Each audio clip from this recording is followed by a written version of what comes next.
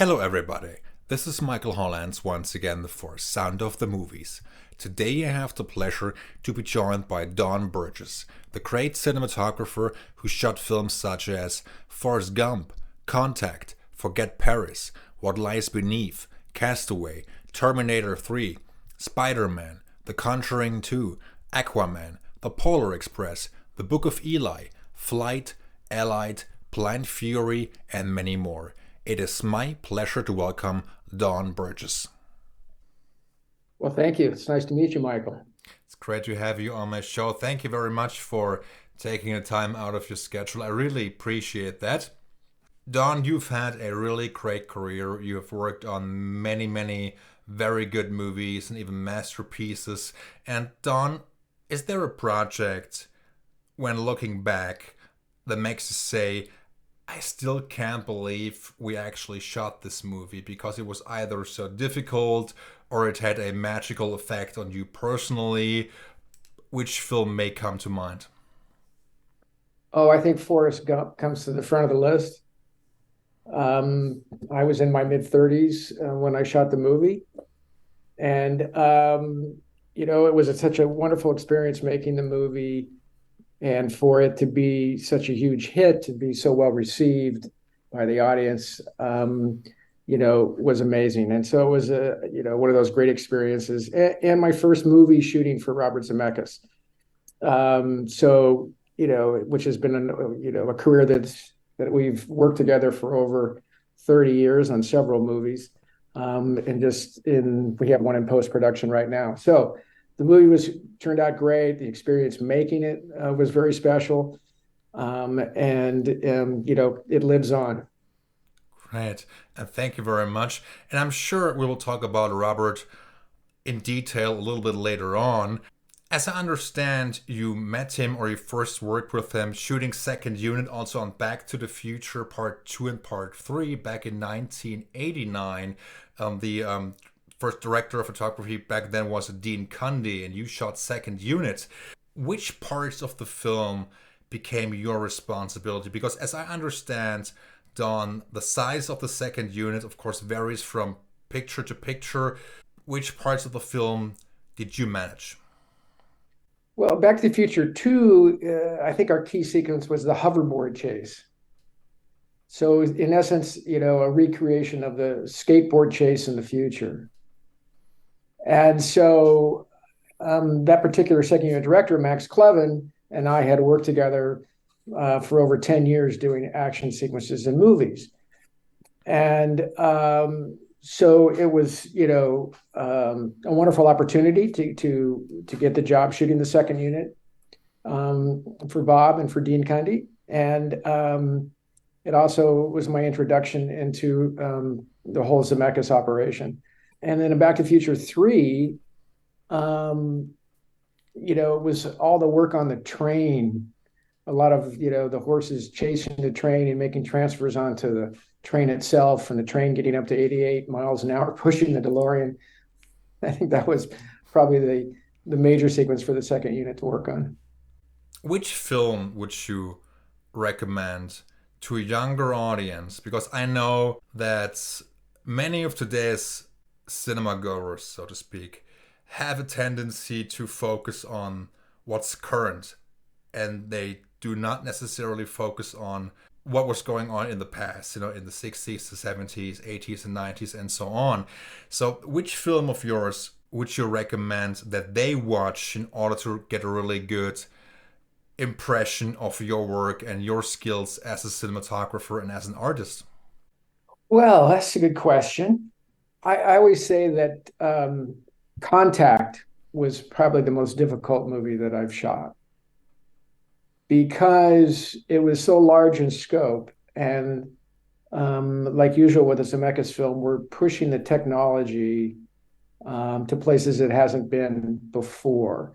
So that being, to tell that story on such a large scale in several different locations, from the East Coast to the West Coast to Puerto Rico, Washington D.C. It was epic in size and scale, and complicated technically every day because it seems like we were reinventing the technology for a particular shot that Bob wanted to do.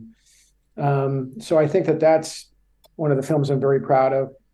I think that, stylistically, the different looks, I think the Book of Eli is quite interesting in the way that that was shot. I had a very good relationship with the Hughes brothers, especially Albert, who's more the visual side of that directing team, creating a post-apocalyptic look. I thought that was really interesting. And by the way, the first digital movie that I shot. 42 as far as a period piece, a film about Jackie Robinson. I think that has a beautiful look to it. I'm very proud of that one. You mentioned The Conjuring. It's always, the two horror films that I have done, What Lies Beneath and Conjuring 2, I think, are, an interesting genre. It's always fun for a cinematographer to work in those genres with light and camera movement. I can go on and on and on, but those are the ones that come to mind. And I know that the filmmaking experience and also as to how to shoot a film has changed greatly due to the advancements in the field of technology. Which parts of technology actually made your job easier? I think the difference now between shooting on film and shooting digitally is that on film, you worked with your light meters and your eye, and you expose the film. And so, with all those variables and everything you're trying to accomplish in the day, it was very difficult to kind of make all of that work at the speed that we can do it today. So I'm still doing the same things today, but the technology in the lights themselves, the control that we have over them with a mere iPad and a that's connected to a dimmer board in essence, so you have complete control of every light that you hang, meaning color temperature and density.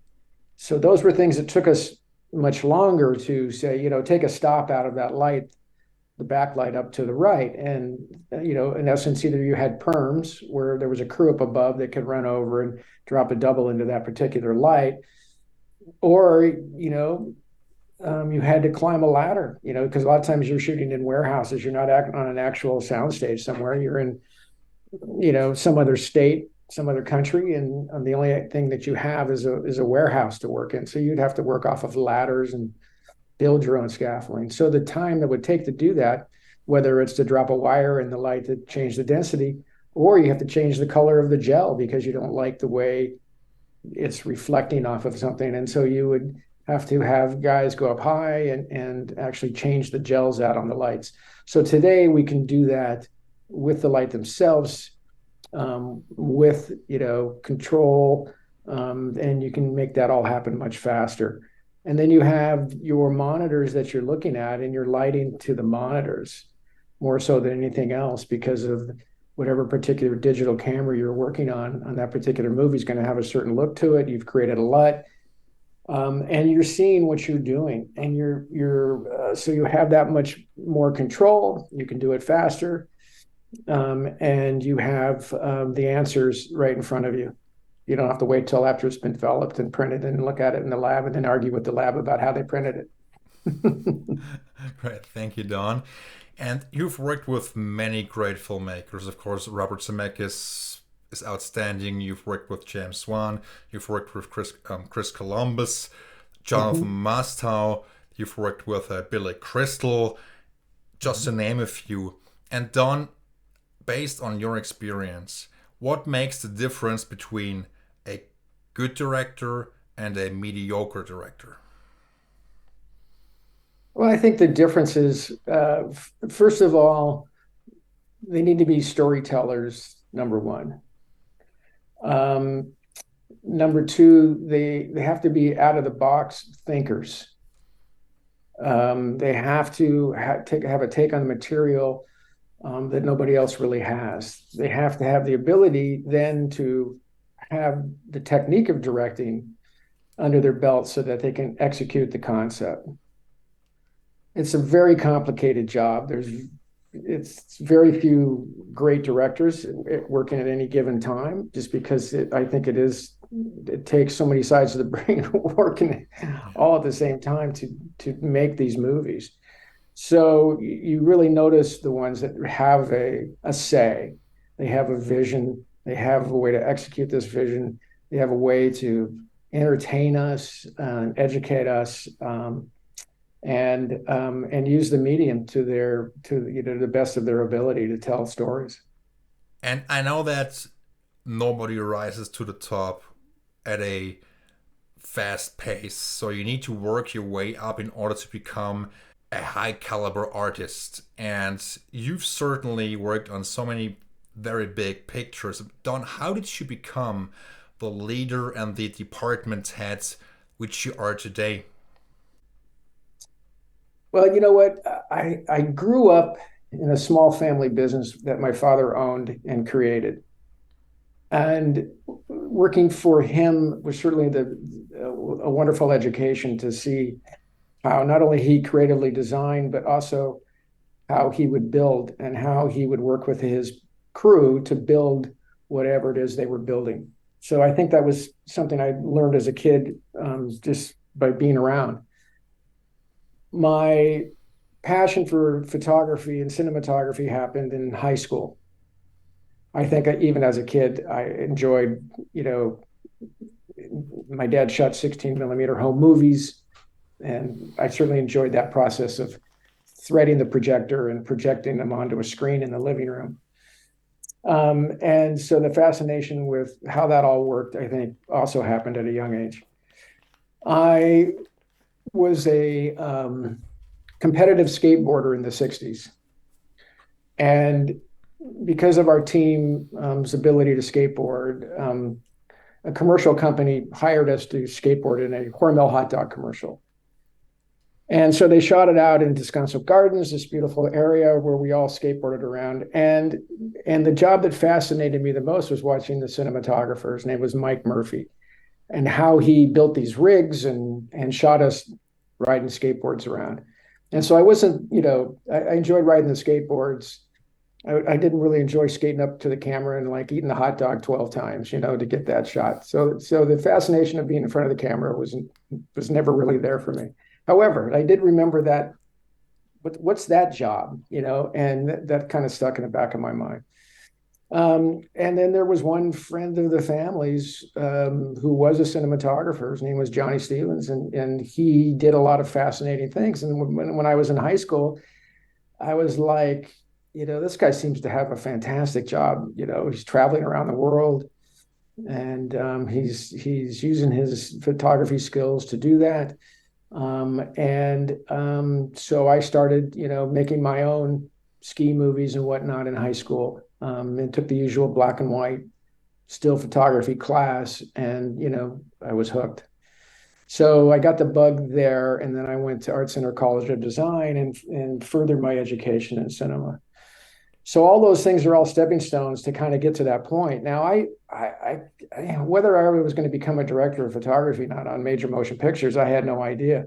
But I had a fascination for making movies and shooting and cutting the images together and making movies. So I started out in the documentary field, in the action adventure documentaries, and that led into shooting action for movies. So my ability to kind of I could snow ski backwards with a camera. I could, rappel off mountains. I could, scuba dive. So all those things kind of helped. And then ultimately being able to skateboard actually helped, because I actually got jobs, skateboarding with a camera. So hence how I met Max Clevin. And so the action led into the second units, ended up working with a very accomplished, one of the best second unit directors in the business. And that got me into the arena of feature-length motion pictures, and gave me the opportunity to meet directors like Robert Zemeckis and Clint Eastwood, several others that I ended up doing second units for. I did second unit on Backdraft for Ron Howard. I did second unit on Batman, the second Batman Returns. So I got to work with some, or meet and be in the arena where they could see my work. And that ultimately led into shooting lower budget independent movies, and then television movies, and eventually feature films. So it wasn't, it didn't happen overnight. It was a road, but I enjoyed every minute of it, and I never really knew how far it was going to take me. I was recently rewatching as many of your films as I possibly could. I also rewatched Terminator 3, which includes massive scenes, and also the big chase sequence throughout Los Angeles comes to mind. Would you say that this film qualifies as one of the most intense and also dangerous ones you ever did? No, only because when I was the second unit cameraman, I would put myself in hazard positions all the time, hanging out of helicopters, hanging off of insert cars, and shooting the action sequences in the movies. When I was shooting Terminator 3, now, I had a second unit that was shooting, the dangerous big action stuntman parts of those sequences. I shot the stars and put them in rigs, but because of my experience of shooting all of that, I knew how to put major stars in positions where it appeared like they were doing that.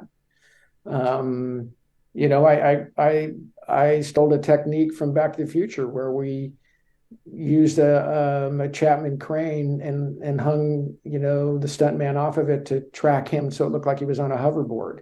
I did the same thing with Arnold Schwarzenegger so that it looked like he was on the actual crane piece. In essence, he was being towed behind a Chapman crane. He was on the arm that's balanced with mercury, hanging onto a set piece. So it's, above a trailer so that he could swing around and we could drive through the streets of Los Angeles and it really appears like he's in it.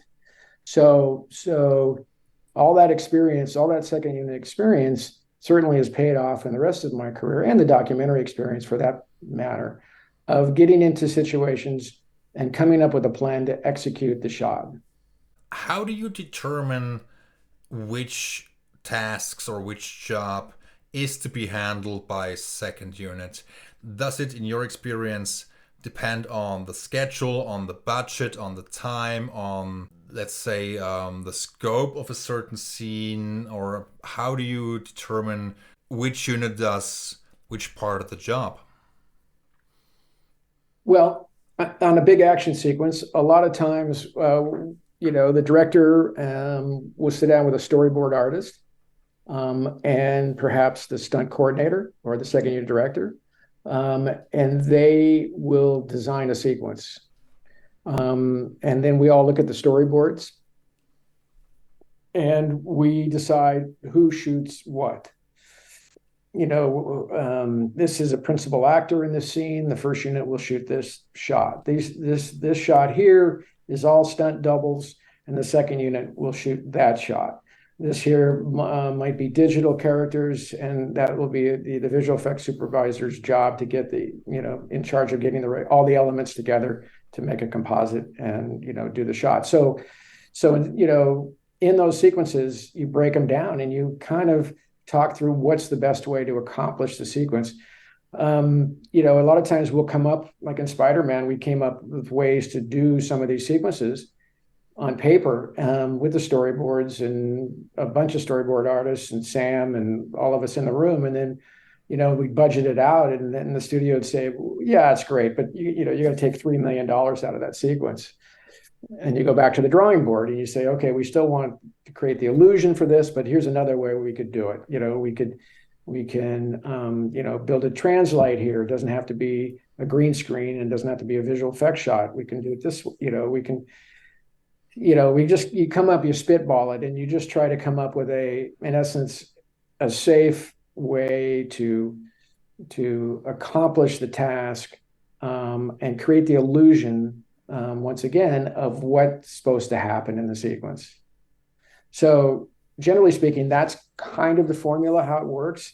And in the storyboard sequence, when we're boiling them down, they're still spitballing about, what, maybe we should put the camera here and we should do the shot from this side. And then we could see this behind us. And wouldn't it be more exciting if to connect the principal actor to the cars behind that are chasing, or the helicopters over here, or what a great location we found, but let's flip it so we can see down valley. So all that's taking place as you creating these sequences. And then, as you get closer and closer to the day of actually starting to shoot the sequence, they get more and more refined of who's doing what.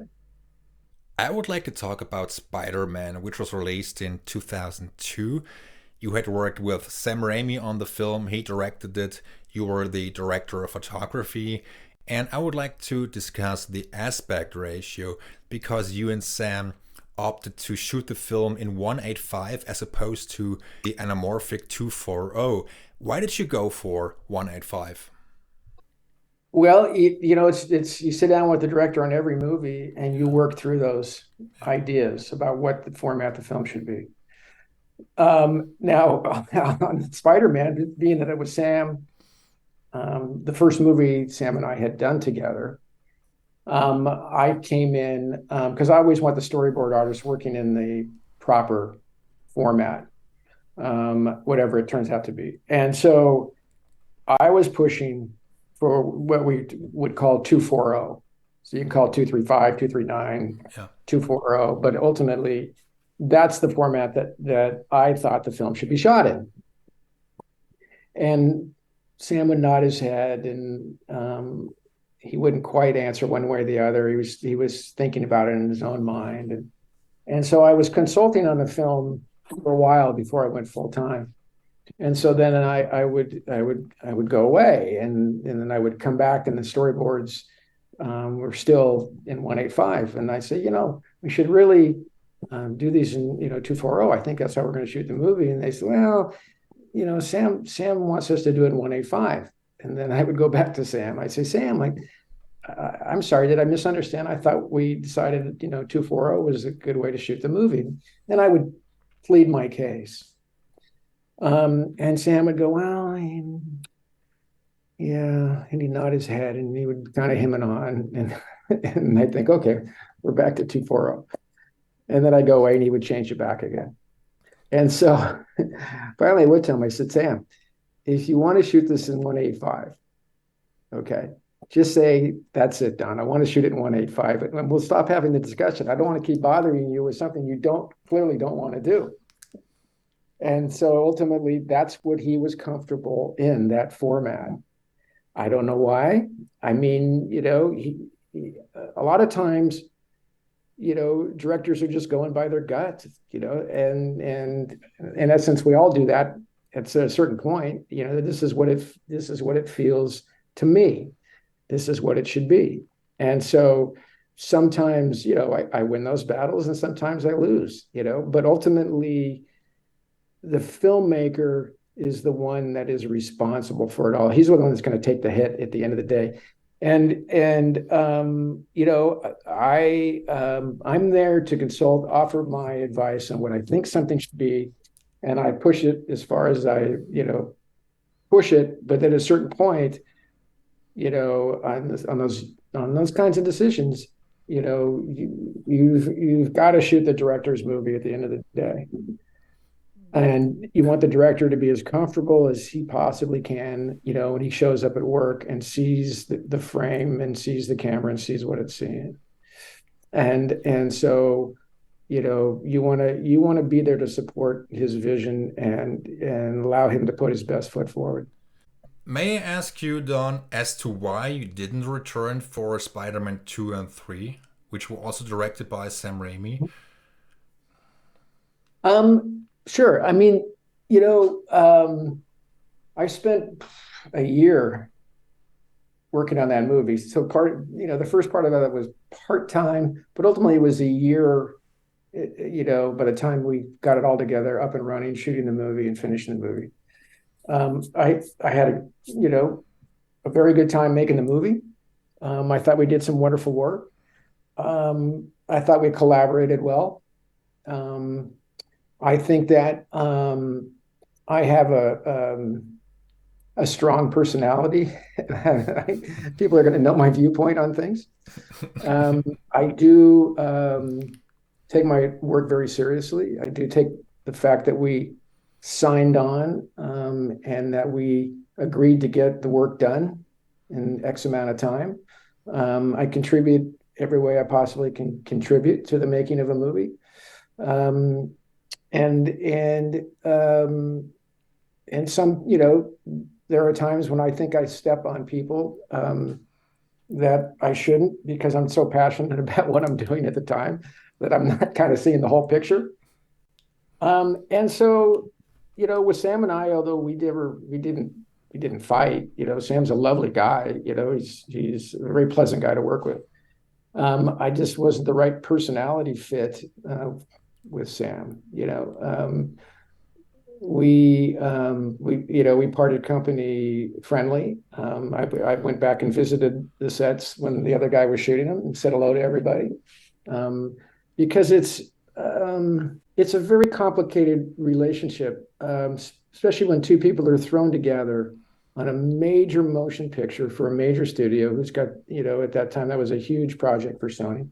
Eyeballs are all over Sam, and they fired shots over the bow to Sam more than once about, things. And he was really, in a very stressful situation making that movie because you're creating the first one of the franchise. And there's so many things that can go wrong, right down to every stitch of the wardrobe that's being made for Spider-Man, because it's going to be so scrutinized. And who the bad guy is, and what does the bad guy look like? What does the Green Goblin look like? So we did an extensive amount of testing. It's tough. It's tough. And so, my hat's off to him. He made a very successful movie. I enjoyed being part of it. But it doesn't always work out. And one also needs to point out that Spider-Man was released in 2002, and certainly at that time, superhero movies were not quote unquote a dime a dozen. It was a different time, and nowadays, you have so many Marvel and superhero movies, so it certainly the scope has changed and has changed drastically. So I think that also added to the pressure, I think. Oh, sure. Yeah, absolutely. And listen, ultimately, if you look at that film, what's wonderful about the movie is in Peter Parker is the idea of that character and the neighborhood that he grew up in. He's this very simple kid living in in the neighborhood, and Sam was very smart in really telling that story properly and making all of that work. And I think what is the line in the movies? With power comes responsibility ultimately. Yes. With these special powers, right? I can't remember the quote of the movie, but you understand the point I'm trying to make. So that's what that movie is about ultimately, and right down to the house that he lived in and the neighborhood that he lived in. Sam was very in tune to that side of the Spider-Man character. And so I think it gives it heart. It's not just a shoot 'em up, bang bang movie. It's a movie with heart, and I think that's what Sam brought to that whole franchise. Before we talk about Robert Zemeckis, I would like to talk about Billy Crystal for just briefly at least. Um, Yeah. Forget Paris, I think, is one of the coolest and best romantic comedies of the 90s. I remember, or I seem to recall an interview also where you stated that sometimes, of course, the DP is the most experienced and seasoned guy on the set. And Billy Crystal at that point, I think, had only directed one movie, if I'm not mistaken. So Forget Paris may have been his second film as a director. I would like to talk about the essence of timing when it comes to a comedy. What can you tell me about that? How nuanced it is and how difficult it's may be to really get everything right. So comedy what I've witnessed from the sidelines watching, especially with Billy, is um, his ability to, take a normal scene and turn it into, a wonderful scene that ultimately makes you laugh and makes you cry, it's timing. They have this amazing gift of timing, so that just walking to the door and turning around at the right time and looking back, which every actor, it's tough to get an actor out of the room with them not doing that, right? But 99% of them don't do it right. And Billy Crystal, will nail it every take and do it differently every take. And every take will be perfect. The timing will be perfect. The expression will be perfect. So they have the ability to take something very simple and turn it into something, and putting a lot more into the story by their ability to, it's in essence, brevity is the soul of wit, right? And so the great comedians have that ability. They have the ability to assess human nature in action, and then take that and put it into a skit, or put it into a scene, or put it into a moment that makes it, it heightens the reality of it, and also makes us laugh, makes it laugh at them, makes it laugh at ourselves. And it's a really special gift. And so Billy, a very pleasant experience was making the movie. Had a great time working with him. I've stayed in touch with him ever since, and done some smaller things with him. Always a pleasure to work with him. But they just, they have a gift. They've studied it. Since they were kids, they've just studied human behavior. And then they take the nuggets out of it and they express it in a way that is, it's just wonderful, and a great experience. Now let's talk about Robert Zemeckis.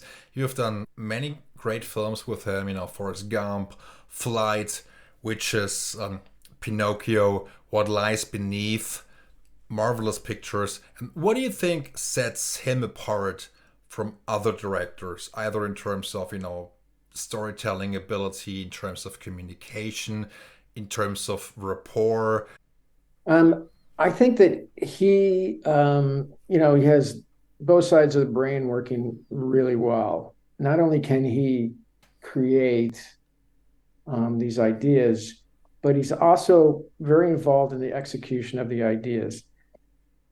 And so that's why, he's a guy that pushes the technology further and further to tell his stories. And the shots are not about the technology. Like most of the time, you don't even realize how complicated the technology is to actually pull the shot off, because he doesn't play that card. He plays it from his storytelling side and what makes it interesting to him. I don't know how many times he said this to me through the years. Well, Don, that's terrific, but anybody can do it that way. How about if we do it like this? And so here we go, so even to this day, we just finished another movie. To this day, he is could be, the hardest working man in show business. I mean, when he's making a movie, he is all about that film from soup to nuts, and he works at it very hard, and never stops in the whole development process and writing the script and getting it right and working with writers or somebody's written it on his own. And then, working with the writers all the way through and continually, are we sure? Is that right? Is that really what the character would do? I mean, he never stops thinking about it. He's great with actors. They respect him. And he is like a little boy with his way of, saying, well, I think the material is this, and I think we ought to do it like this. And what are you thinking? I mean, he opens the door. He wants people to participate. He wants to engage people in the process, because he's looking for the best way to make it happen. When it comes to dealing with his department heads, lots of meetings and lots of discussion. lots of detail-oriented discussions about right down to the color of the buttons on the wardrobe, right down to the color of the sets. And is it carpet? Is it hardwood? They wouldn't do that. The character would do this. They would have this kind of furniture. And, everything in that frame in his movies is telling the story in some way. Everything, right down to how the ashtray is sitting there, what kind of ashtray it is, if there even is an ashtray. Those questions, he's never stops thinking about it. So everything that he puts from minimum focus to infinity in front of that camera is there for a reason to tell the story. And so he agonizes over all of it. And the great thing about it is he still hasn't lost that passion for making movies, and he still loves it and hates it. He loves it because he loves writing, he loves telling stories, he loves planning. The shooting part of it's not his favorite part, because there's always so much compromise involved in shooting, no matter how much you do. Then he loves getting back into the editing room, where he feels he has more control over, what's happening. So, that's what makes, I think, the elite directors in a league of their own. One of your comments was especially interesting. You said that he basically agonizes over every little detail, and those details are important, and many people, I think, wouldn't even notice those. The color of a wallpaper, paintings on the wall, pictures on the wall, interior, exterior. For instance, in What Lies Beneath, the colors of that film, which you use, and how brilliantly it was shot. There is also one scene in which either Michelle Pfeiffer or Harrison Ford are on the phone, and you can see the heavy rain on the outside. And that also complements the scene, because it wouldn't have been as impactful if the sun had been shining on the outside. So those details matter greatly, because it simply adds so much tension, atmosphere, and also authenticity to a scene. Yeah, so I'll give you a couple of examples. In What Lies Beneath, the production designer was Rick Carter, and Rick and Bob have done a lot of films together, and they work great together. And so it was decided that to execute all these bathtub shots, that we really needed like 3 bathrooms, just because of the water level camera and how we were going to do all that. But in the actual shooting, and I don't remember whose idea this was or how it all came together, but we decided to, every time we went back into the bathroom, it would get half a shade darker. So in the course of the movie, the bathroom gets darker and darker and darker, to the point where Harrison Ford is carrying her to the tub and putting her into the tub. And then in that shot where he's carrying her to the tub, the bathroom got longer or wider. I'm not sure what you would say. It was longer. So from the hallway to the tub, we extended it. So when he was carrying her into the tub, it became a much longer death walk, to ultimately put her in the bathtub. And in the house itself was designed in a way so there was no normal kind of square corners. Everything was slightly off. So nothing ever lined up perfectly like it would in a normal house. And the ceiling was designed in a way to have more shadow detail in it. And so we had, so much fun designing in all these different things to make the movie become What Lies Beneath. And so when you're with Bob, that's what happens. You get involved in the game, and you get to contribute in ways that push this idea of what we're trying to say to the audience, right down to the floor joists of the one house, because Michelle had to end up on the floor, and ultimately Bob wanted the camera to push towards her and go under the floor and look up at her.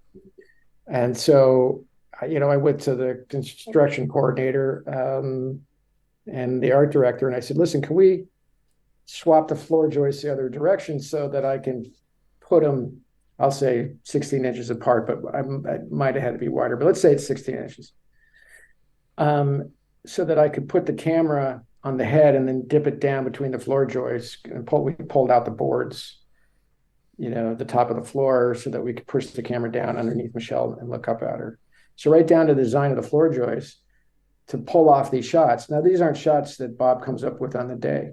These are shots that he's designed months ahead of time.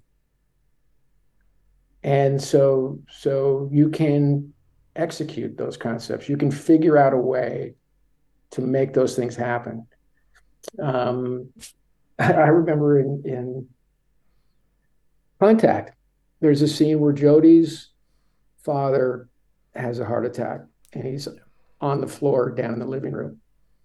When she first sees him and the audience sees popcorn lying on the floor, like it's been spilled, like he fell over and he knocked the popcorn over.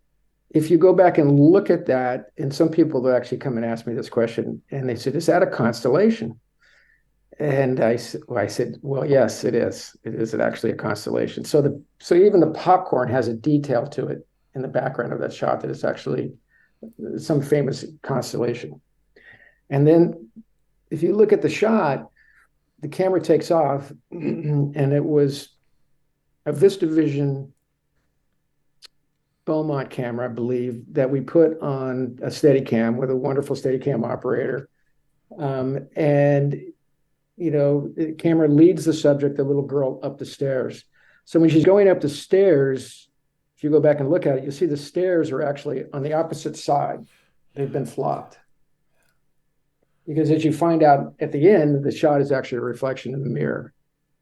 So it's a Steadicam. It's a Beaumont camera. We need a larger negative to do the visual effects work at that time, which that gave us. We had to do a speed ramp in the camera, which now you would do in post, but then we would do the speed ramp in the camera. So when she's running down the hallway and the camera is leading her, Bob wanted the feeling that she can't get to the bathroom fast enough. And so the camera pulls away from her as she's going down the hallway. And with the speed ramp, it turns into slow motion.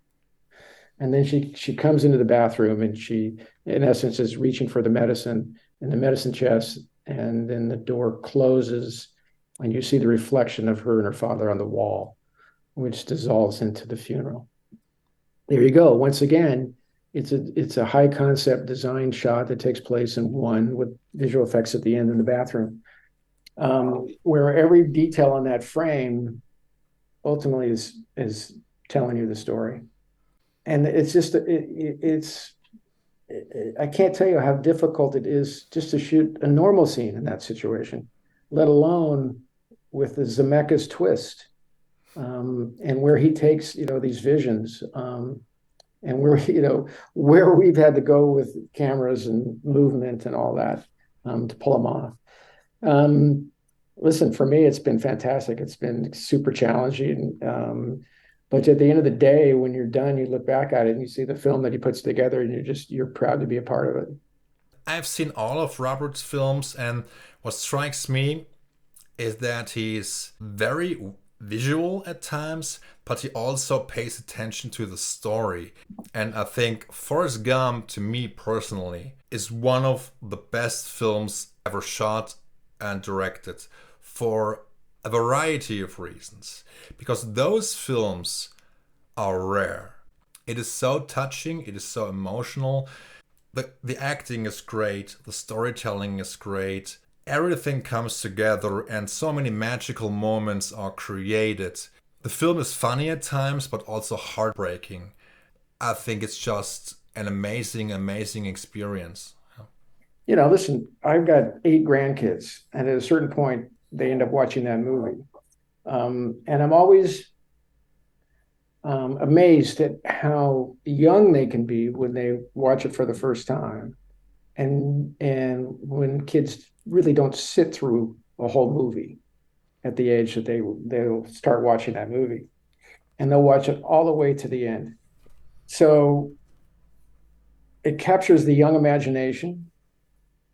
it captures you as an adult, and it stays with you. And I never rarely get into a conversation where somebody doesn't ask me about, well, how'd you do the shot? Because there's just moments where it just clicked and it just stayed with them. And they'll be walking through the house and they'll be on TV and they'll come up and they'll say, "Oh, you stop and watch a scene," and they'll stop and watch a scene, and then they just keep going. They can't walk away from it. So I think that I was very fortunate to catch Bob at when he'd hit his stride, shall we say, as a filmmaker, where he was pushing the craft, and he had the guts to shoot scenes in one shot. A lot of those things, there's no coverage. We didn't shoot any coverage. I mean, Bob shoots it the way he sees it. And so, that's amazing. I mean, he has a great editorial mind. He has a great sense of timing. A lot of times, I mean, I can move a camera, as you've seen through my career, I can move a camera anywhere. However, it doesn't matter. It doesn't matter unless you understand the timing of the shot and the scene. Otherwise, it's just going to get cut up. It's not going to work. It can be the most spectacular shot in the world, but if the shot doesn't work, if it doesn't pay off, if it isn't in time with the nature of the scene, it's just not going to work. And you're gonna feel like it's dying. And Bob has that ability to know when it's not dying. I mean, What Lies Beneath, several times I'd say to Bob, "This shot is so slow. Should we just do some more, just speed it up, just so you have it, the editing room, just in case?" And he's like, "Nope." And he was right. You sit in the audience and you look around and people are freaking out. The camera's just creeping along and they're all like, nothing's happening, but they're scared to death. He understands the genres that he's working in and the ability to use the camera, not as a following what the actors do, but in a dance with the actors to create a performance. And it's great. Don, may I ask you to walk me through the process of shooting the Polar Express? I mean, it's so detailed, and how did you pull that off? It's one of my favorite Christmas films, and I just need to ask you about this one. Well, for us, Bob wanted us involved in the project where he certainly didn't need to have a lot of us there, but he wanted, in his way, to put the human touch into it whenever possible. So a lot of it was we were figuring it out. It hadn't really been done before. I think it's the first motion capture feature-length movie, if I'm not mistaken. And we were figuring out how to do it. And then we were figuring out, ultimately how to create all those shots and how the pipeline of the workflow would come together. And ultimately Bob figured out that he goes, I know we're going to motion capture all the actors, but I need to shoot video of all the actors because that's going to be my reference to cut the movie together. I got to see the performance. And so I built some rigs where I would put a bunch of video cameras so, I could cover all the different angles. So you could always see the actor, you could see him whatever way he was looking. And so we had all that footage also for him to use in the editing room. And then once we got it up and running, we got the system working and the pipeline working, then I would go into the room we used to call the wheels. And we took a Libra head system and used the controller from the Libra head, and we hooked up to the computer. So in the first pass, I would sit in the wheels room, and between myself and the other cameraman that has been my operator up to that point, between the two of us, we did the first pass of all the shots that Bob thought he needed at that point. So imagine if you take the data from recording the actors, and a lot of actors played several parts, especially Tom. Tom Hanks played several parts in the movie. So we had to figure out how that would work and how to make the actors look the right place and all that sort of thing. So that was challenging in itself.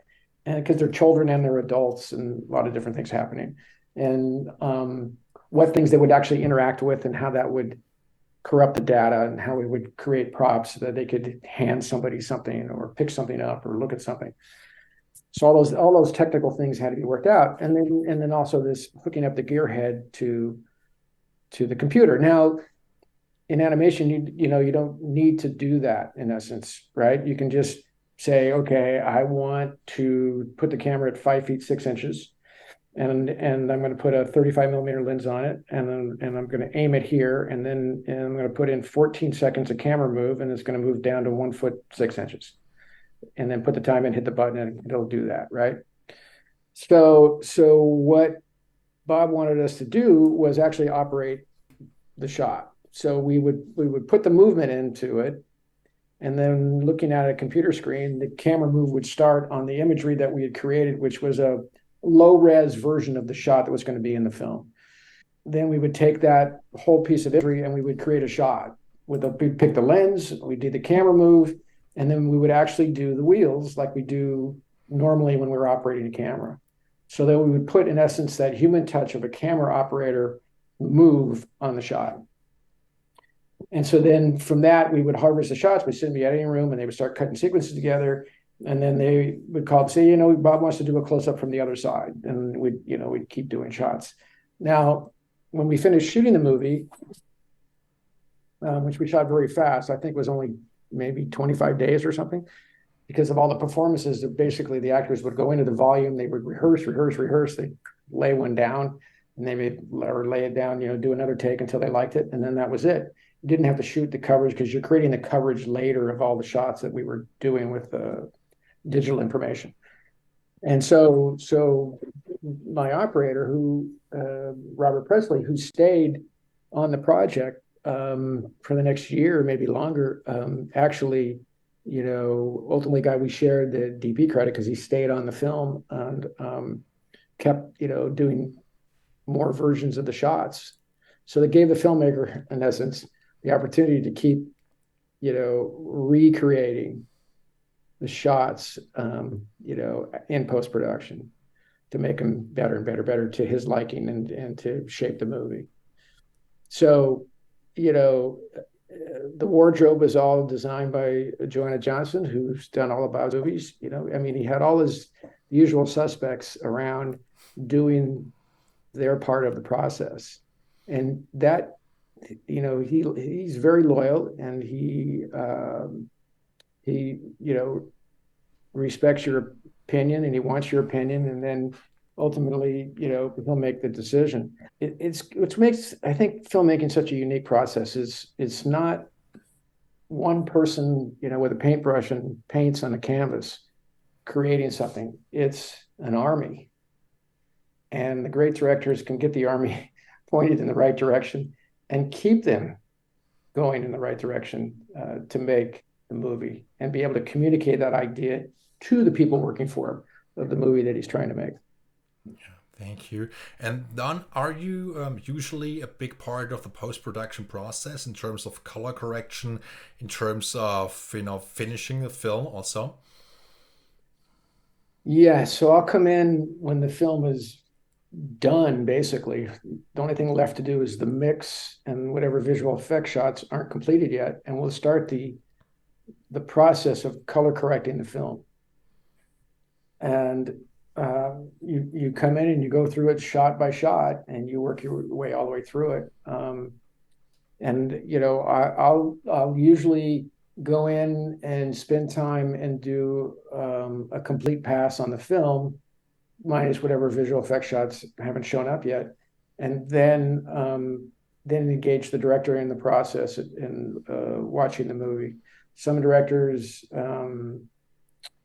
want to be, very involved in that part of it. Some of them like to come in at the end and look at it and then make whatever corrections they, want to discuss, or whatever. They've seen the movie for a long time at this point, and they've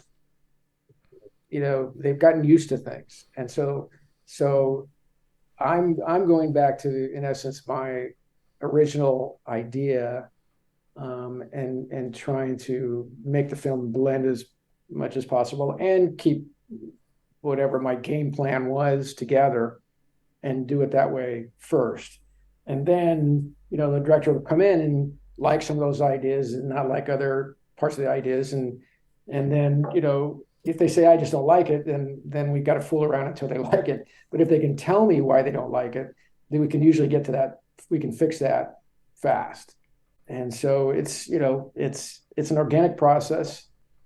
Um, it's there's the movie you write, the movie you shoot, the movie you edit, and then this is just part of that editorial process, getting to the end and saying, well, this is what it is. This is what I feel we should do with it, and then you complete it. And that's also important and essential because many films rely heavily on also blue screens and green screens. So I think it's only natural for you to be there and also to also help fix that and choose the background and how everything comes to life also from a cinematic and cinematographically speaking. Yeah, sure. I think that ultimately, it's what your gut's telling you, but color and the way, you change the color in a scene, it can mean a lot of different things. It can change the tone of the scene. And so you interpret it, to your best ability of how you feel that it should look. And then, hopefully you and the director are not too far off on these issues. And you work it through. And then, there's happy accidents. There's things that come out of left field and get screwed up, and then you look at it, you go, wait a minute, there's something there. Let's pursue that a little bit. Let's go down that path a little bit and see what happens. Right. Don, do you at times approve Blu-ray and 4K transfers? I try to do as many of the versions as I have time to do. It's complicated, but it's really good to stay involved as long as you can, because they're all different and they all have their strengths and weaknesses, and you're trying to keep the integrity of the film and the look of the film alive, but it doesn't necessarily work in all these different formats and television screens, high def and whatnot. But anyway, I try to stay involved and see as many of the versions as I can. I would like to talk about James Wan just a little bit. In terms of Conjuring, for instance, what can you tell me about the intricacies of shooting a horror film? Many films tend to have many jump scares. Other movies, let's say, create a really creepy atmosphere, and also camera movement and angles are so very important. What was it like to work on Conjuring 2? Well, Conjuring 2 was the first film James and I did together. So there was a little learning curve there with me getting, to understand, James and how he works. You for me, since it was based on a true story, and we actually went to Enfield where the actual house was for the exteriors, and we of course built the interior on stage. But we got to go to those places, and I always pushed to make the movie feel as real as possible. I think that's that's a lot of fun to kind of really ground it, so that when it does get spooky, scary, I think it actually gives it more weight. I think we save those moments in the lighting and the camera movement and everything else for those special, really super heightened moments where you can't explain it. It's crazy. And so, then you can have a little bit more freedom. But there are a lot of, for a cinematographer, it's a lot of fun to shoot those movies because there's a lot of lighting and camera movement that goes on in these shots, and a lot of like mood and tempo and creating the illusion, of these things happening. So there's a lot to have fun with when you're shooting those films and taking it out of kind of the norm of more pedestrian kind of style of film. May I ask you about your memories of Rutger Hauer, because you had shot Blind Fury back in 1989, directed by Phillip Noyce. We've got some deep background homework here. Yes, I haven't I haven't seen the film in about 2 or 3 years, but of course I know that you shot it. What can you tell me about Mr. Hauer and Philip Noyce on that picture early on in your career? Yeah, so Phillip Noyce had he had shot Dead Calm, but it hadn't come out yet. And I actually ended up doing a day or two for him of pickup shots here in Los Angeles on that film. Um, and Philip's a huge guy, and he's a real character and a lot of fun to work with. And so, this idea of this, blind swordsman based on a Satoichi Japanese film, the character, and so Rutger, with his wonderful style and his humor and his ability to be actually terrifying when he wants to be for all of us. It was great, but it was a lot of youth on that crew, considering I was the director of photography. So there's a lot of young people involved with the making of that film, and so we had a great time. And Rutger was such a character that he made it just kind of fun to be on a set working with the Blade Runner. You know what I mean? It's like, and then of course this idea of being a blind swordsman and kind of pulling off all the illusions and the humor in the film. Phil brought out a lot of the humor in the film. So it was a great experience. It was great for me to have the opportunity to shoot it. I hadn't really done all that much up to that point. So those experiences you remember everybody on the crew. You kind of remember all of us being kind of young and saying, we can do this, and let's show them we can do this. So there was a lot of that kind of feeling on the set, which was great. Yeah. And your filmography is really diverse, and you have a great variety in your projects. Also, films like The Evening Star, for instance, come to mind, which I think is a lovely sequel to Terms of Endearment. I know it wasn't as successful as Terms of Endearment, and it didn't receive the rave reviews as the predecessor. But I still Right. think, yeah, but I still think it's a very emotional and also lovely movie. And what attracts you to a project of this kind? The script was written by the director, Robert Harling, and he was a lovely guy. And I enjoy working with screenwriters. I enjoy when they decide they want to direct, because the conversations are all based in the idea that's coming from the screenplay. It doesn't necessarily always work out that way with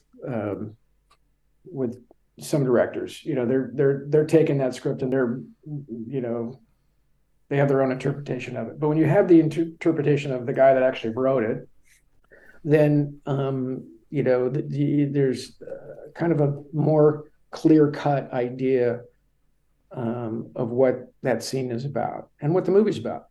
And when you have that information, it makes your job, whatever you do on a film crew, when you know what it's more about, more clearly what it's about, then you can do your jobs better. And so I enjoy working with those guys. And Robert hadn't directed anything up to that point, but he'd written Steel Magnolias, and Shirley MacLaine was a big fan of his, and I'm sure she had a lot to do with the fact that he got the opportunity to direct that movie. And we shot it in Texas, and Ben Johnson was in it. So you got Shirley MacLaine, Ben Johnson, then you've got all it's like everybody's kid was in that movie. That were parents were all actors, and they were all young at the time, And Polly Platt was one of the producers. And you know, she was great. She was a remarkable filmmaker. She was a production designer. Um, and she, you know, she was Peter Bogdanovich's first wife, and they had two kids together. In fact, one of them was in the movie. And so you had a lot of interesting people in the film that were working on the film. So that's what I remember about it. Don, if I may ask, what do you think brings out the best in you? Do you believe that sometimes a intense or hectic environment can actually get you to do even better? Is that something that you kind of, or something that inspires you also to keep going? I think that my process is that I do a lot of homework and I create my Bible uh, before I start shooting the movie. So I have a solid game plan. Um, and what that allows me to do is call more audibles at the line. So in other words, on the day when you're making the movie, if you feel comfortable with, you know, your game plan, it's easier for you to adapt on the day to what's happening. Like, you know, a director comes up with a new idea and wants to shoot from a different side, or and so that happens. And so then you have to, you know, I like to set myself up so that I can adjust fast. I can adjust to the organic ideas that come up once the scene is rehearsed, um, and and make that work in the big picture, so it doesn't go astray and feel like something that doesn't actually fit with the rest of the movie. Um, so so I think once again going back to being a documentary cameraman, where you walked into situations all the time and you got to think on your feet. You know, I shot World Cup events where I would have to, you know, okay, here I am, and the world's best skier is coming out of the gate, and I got to get that shot, and I got to get a shot of the clock, and I got to get a shot of the audience that is watching. I got to get all of the storytelling elements to pull off, you know, the scene in essence, because I've always seen it that way. No matter what you know, what filmmaker, whether I'm shooting a commercial or a documentary or a feature like motion picture, you still got to tell a story. You got to have conflict, crisis, and resolution. You got to get all those pieces. And if you don't get the camera out and you don't get the shot, then it never happened. Right. So maybe it's rain, and maybe somebody doesn't want to come out of their trailer, and maybe this happens. You've got to solve the problems. You've got to be able to think on your feet. So I love working with directors that can do that, that can pivot for whatever the reason is. And then ultimately, we all as a team get together and we get all three shots before the sun goes down. And we get the scene covered, and it's covered perfectly. The camera movement's right. Nobody panics. I know I've got 22 minutes of light left, but we're going to get these shots. And I've got a crew that has ability to do that. I can rely on the focus puller. I can rely on the camera operator. I can rely on the dolly grip. I can rely on the guy on the dimmer board. I can rely on my gaffer to make sure that, you know, the light cues happen as the camera pivots around something. And we're, you know, my saying into the headsets as I'm talking to my team before we go is, let us not be the reason we have to do this shot again. So what that means is that I like the pressure cooker moment of getting the shot. And you can't do that without a great team surrounding you. And you got to have all those pieces and parts, because sometimes there isn't a take two. Sometimes, you know, you don't want the director cutting around his favorite take because somebody on your team screwed up. Right. Yeah. So, and that may be, you know, the competitive side of me, the side that all those years of playing sports as a kid growing up, you know, it's pulling off those shots that you know, when the director yells cut and says print it, that's the one. and it's a 3-minute take, and that means everything had to work. It's exciting. It's exciting. You can feel it. You can feel the performance in the actor when they rise to the occasion and they deliver something that's a little special. Sometimes a lot special. Forrest Gump, there was a lot of that. I mean, I had a 6'6" dolly grip, wonderful guy, huge. We call him Moose. And Tom's performance was so wonderful at that graveyard that I look over and he's pushing the dolly and you can't look at Tom because tears are coming down. Like dolly grips in tears because Tom was so good on that particular take.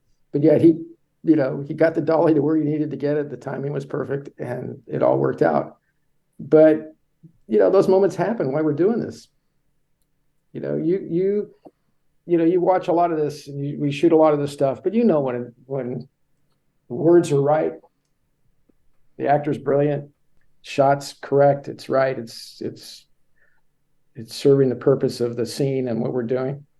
And you feel it inside. You get the goosebumps. Yeah. And so it's probably what keeps a lot of us coming back and doing this over and over again. Because if we were just building Fords and Chevys, and on the factory line, which it can feel like sometimes, it wouldn't be enough. What makes it worth it is that on the old resume, you got some movies that people want to talk about. Is there anything else you would like to add before we wrap up today? No, I feel like we've covered a lot. It's been a pleasure talking with you.